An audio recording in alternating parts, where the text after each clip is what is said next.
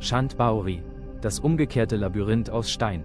Tief im von der Sonne versenkten Herzen Rajasthans, im fernen Indien, verbirgt sich ein architektonisches Rätsel, das sich den Gesetzen gewohnter Prachtbauten völlig widersetzt.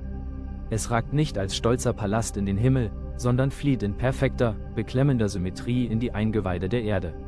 Der Chand Baori in dem kleinen Dorf Apaneri ist kein gewöhnliches Bauwerk.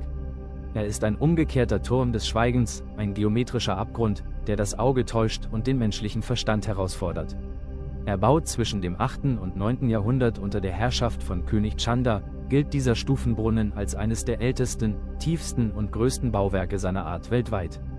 Die bloßen Zahlen sind beachtlich, doch sie erfassen nicht im entferntesten die unheimliche Aura dieses Ortes. 3500 präzise gehauene Stufen fallen in einem gnadenlosen Rhythmus über 13 Stockwerke fast 30 Meter tief in die Dunkelheit hinab. Sie bilden ein steinernes Labyrinth, das wie ein in den Fels gewebtes Netz aus Licht und Schatten wirkt.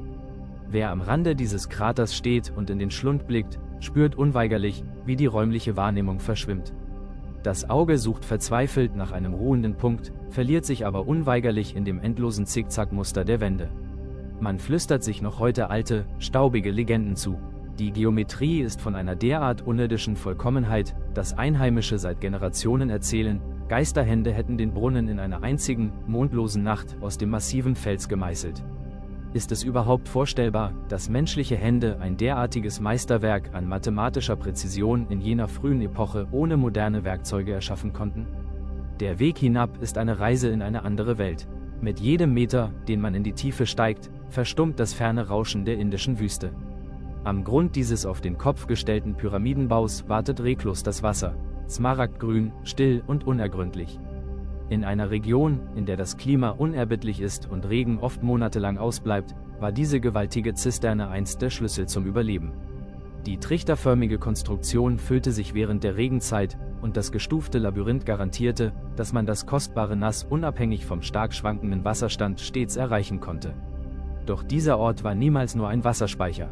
Er war und ist ein Heiligtum. Direkt an den Rändern des Brunnens ruhen die kunstvoll verzierten Ruinen des Harshet Mata Tempels.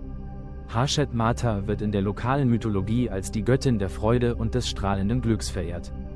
Welches vergessene spirituelle Motiv mag wohl hinter der Entscheidung liegen, der Göttin des Lichts einen Schrein direkt an einem Abgrund aus Schatten und endloser Dunkelheit zu errichten?